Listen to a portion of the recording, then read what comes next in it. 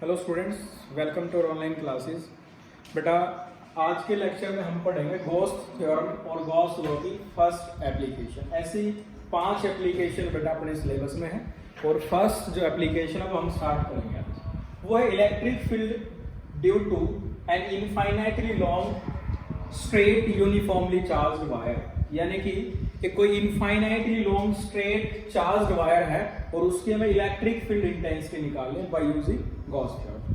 तो बेटा हम एक वायर कंसीडर कर रहे हैं, इस वायर की जो लेंथ है वो इनफाइनाइटली लॉन्ग है और वायर पर जो हम चार्ज अज्यूम कर रहे हैं वो पॉजिटिव, आप नेगेटिव भी ले सकते हैं, नॉट एन इश्यू। तो पॉजिटिव चार्ज्ड वायर है बेटा और इसकी जो लेंथ है वो इनफाइनाइटली लॉन्ग है। अब इस इनफाइनाइटली लॉन्ग का मीनिंग ये नहीं कि ये इधर भी एंड नहीं होगा कभी इस वायर का और ना ही इधर कोई एंड होगा। इसका मीनिंग है जहां आप फील्ड निकाल रहे हैं बेटा, जिस पॉइंट पर P पॉइंट पर, ये जो डिस्टेंस है R, ये बहुत कम है इस वायर के कंपैरिजन में। इसी का मीनिंग है इनफाइनाइटली लॉन्ग। आई होप आपको ये क्लियर हो गया होगा बेटा। तो हमें इस पॉइंट पर इलेक्ट्रिक फील्ड इंटेंसिटी निकालनी है। तो जैसे कि हम गॉस थ्योरम या गॉस लॉ का यूज करते हैं तो हमें गॉसियन सरफेस चाहिए और इस स्ट्रेट वायर के लिए स्फेरिकल सरफेस पॉसिबल नहीं होगा। जो हम सरफेस लेंगे वो सिलेंड्रिकल सिमेट्रिकल रीजन होगा। तो हम एक सिलेंडर ड्रा करेंगे और वो जो सिलेंडर होगा वो सिलेंडर होगा बेटा L लेंथ का। सिलेंडर की जो लेंथ लेंगे वो लेंथ हम लेंगे L, ये लेंथ है L। अब बेटा ऐसा कोई जरूरी नहीं है कि आप इस पूरी वायर को इस सिलेंडर के अंदर सराउंड करें। आप सर्टेन लेंथ कोई भी कन्फाइंड बाउंड्री लेके इसको कर सकते हैं। हमने L लेंथ ली है। अब जो वायर है उस वायर में हमें गिवन है कि इसकी linear charge density let lambda the linear charge density of the given wire. Linear charge density lambda equal to charge divide by volume and charge equal to charge divide by length Q by L। इस lambda की जो unit होगी that is coulomb metre, यानी कि charge per unit length is equal to lambda. 1 metre length पर charge है लैम्डा, total charge divided by length. अब बेटा जो आप डेरिवेशन करेंगे, इलेक्ट्रिक फील्ड इंटेंसिटी निकालेंगे इस P पॉइंट पर, वो आप 2 मेथड से कर सकते हैं। एक तो इलेक्ट्रिक फ्लक्स और गॉस थ्योरम का यूज करके और सेकंड कैलकुलस मेथड का यूज करके। अभी जो हम करेंगे वो इलेक्ट्रिक फ्लक्स और गॉस थ्योरम का यूज करके डेरिवेशन करेंगे। आप कैलकुलस से भी कर सकते हैं, दोनों इजी है बेटा। तो lambda equal to Q by L। अब बेटा इलेक्ट्रिक फील्ड इंटेंसिटी निकालने के लिए हमने गॉसियन सरफेस ड्रा कर लिया है। L लेंथ, R रेडियस का सिलेंड्रिकल रीजन है। अब हम स्टेप फर्स्ट ट्राई करते हैं। स्टेप फर्स्ट में टोटल इलेक्ट्रिक फ्लक्स हम फाइंड आउट करते हैं। Total electric flux through the Gaussian surface. जो गॉसियन सरफेस है बेटा वो सिलेंड्रिकल है और इससे टोटल फ्लक्स निकालेंगे। अब देखो बेटा इसमें हम 3 सरफेस ले सकते हैं। फर्स्ट सरफेस ये है जिसका एरिया वेक्टर ये होगा n यूनिट वेक्टर, और सेकंड रीजन ये है, इसका एरिया वेक्टर ये होगा बेटा, और ये थर्ड रीजन है। थर्ड रीजन का एरिया वेक्टर इसी डायरेक्शन में होगा, जिस तरफ इलेक्ट्रिक फील्ड है उसी तरफ एरिया वेक्टर होगा। ये पॉइंट है बेटा P, यहाँ पॉइंट है P। इलेक्ट्रिक फील्ड की इसके अलावा कोई और डायरेक्शन पॉसिबल नहीं है। 3 रीजन हमने लिए हैं, first second third. First region का ये डायरेक्शन एरिया वेक्टर की और सेकंड रीजन ये डायरेक्शन है बेटा, और थर्ड में दोनों electric field area vector parallel है। Now total electric flux is equal to flux through first surface of the Gaussian surface plus second surface, total flux through second plus total flux through third surface. अब तीनों की flux को हम calculate करेंगे। आप देख सकते हैं फर्स्ट सरफेस में एरिया वेक्टर ये है और इलेक्ट्रिक फील्ड ये एंगल होगा 90। सेकंड सरफेस में ये एरिया वेक्टर बेटा, ये इलेक्ट्रिक फील्ड, यहां भी एंगल 90 होगा, और थर्ड सरफेस में ये जो सरफेस है इसमें एंगल होगा 0 because electric field and area vector are parallel in the third region. So जो टोटल फ्लक्स होगी बेटा वो हम लिखेंगे E dot ds plus E dot ds plus close surface integration of E dot ds। पहचानने के लिए आप फर्स्ट सेकंड और थर्ड लिख लें।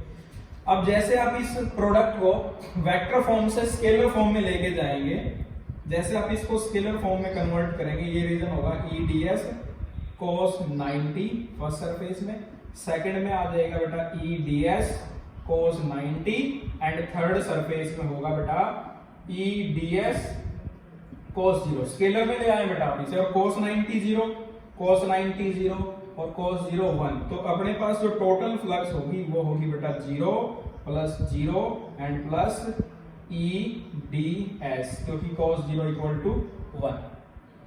अब बेटा E और DS, इसमें से हमें इलेक्ट्रिक फील्ड फाइंड आउट करने हैं। E जो है वो यूनिफॉर्म होगी, क्योंकि गॉसियन सरफेस में आप जानते हैं जो ये गॉसियन सरफेस आप लेते हैं वो इलेक्ट्रिक फील्ड भी उसमें सिमेट्रिकल होती है और एंगल थीटा भी सिमेट्रिकल है, यानी कि ये तो सिलेंड्रिकल सरफेस आप पॉइंट यहां लें तो भी इलेक्ट्रिक फील्ड ये होगी और एरिया वेक्टर भी इस तरफ होगा एंगल 0। अगर आप पॉइंट यहां लेंगे सेम डायरेक्शन इलेक्ट्रिक फील्ड की एंगल जो होगा 0 डिग्री होगा। ये पूरी यूनिफॉर्म है बेटा, आप कहीं भी इसे चेक कर सकते हैं पूरे थर्ड रीजन को लेकर। तो इलेक्ट्रिक फील्ड यूनिफॉर्म है और एरिया जो लिया था हमने, ये लिया था बेटा, ये रीजन था DS, ये था DS वेक्टर आप लिख सकते हैं, ये एरिया वेक्टर की डायरेक्शन। तो E इसमें से कॉमन आउट करेंगे बेटा, total flux equal to E into DS, integration of DS है बेटा small area of Gaussian surface. ये जो सरफेस बचा, इस साइड के सरफेस को छोड़कर जो पोर्शन बचा है वही हमारा गॉसियन सरफेस है थर्ड रीजन में। ये थर्ड रीजन के लिए था बेटा। And area of Gaussian surface यानी कि सिलेंड्रिकल सरफेस का इस पोर्शन का जो एरिया होगा वो होता है 2 पाई r यानी कि रेडियस और लेंथ उसकी है L, तो 2 पाई r है। ये इंटीग्रेशन ऑफ ds हो जाएगा, यानी कि total area of Gaussian surface is equal to 2 pi r। Next step में इसकी वैल्यू रखेंगे, then total flux E into 2 pi r L, equation first. ये हमने टोटल फ्लक्स कैलकुलेट कर लिए बेटा जो इस गॉसियन सरफेस से पास हो गया, यानी कि हमारा जो फर्स्ट स्टेप है वो कंप्लीट हो गया। अब सेकंड स्टेप हम स्टार्ट करेंगे, स्टेप नंबर 2। सेकंड स्टेप में हम गॉस थ्योरम यूज करते हैं। तो सेकंड स्टेप होगा using Gauss theorem, using Gauss law और गॉस थ्योरम।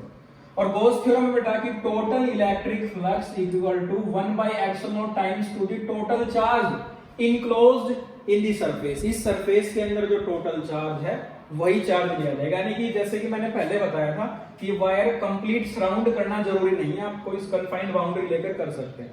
तो जो वायर यहाँ, जैसे ये वायर यहाँ है और यहाँ जो वायर है जो उस पर चार्ज है वो नहीं चाहिए हमें, सिर्फ चार्ज चाहिए जो इस L लेंथ पर अवेलेबल है, हमें इस पोर्शन का ही चार्ज लेना है।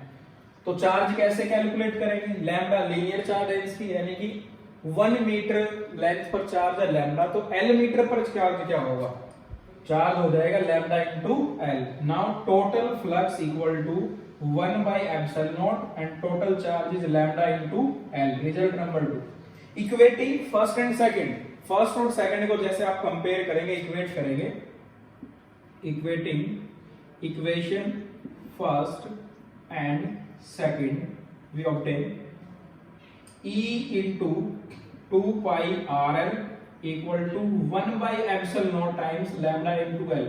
आप L से L कैंसिल कर सकते हैं and total flux equal to lambda over 2 pi epsilon naught R।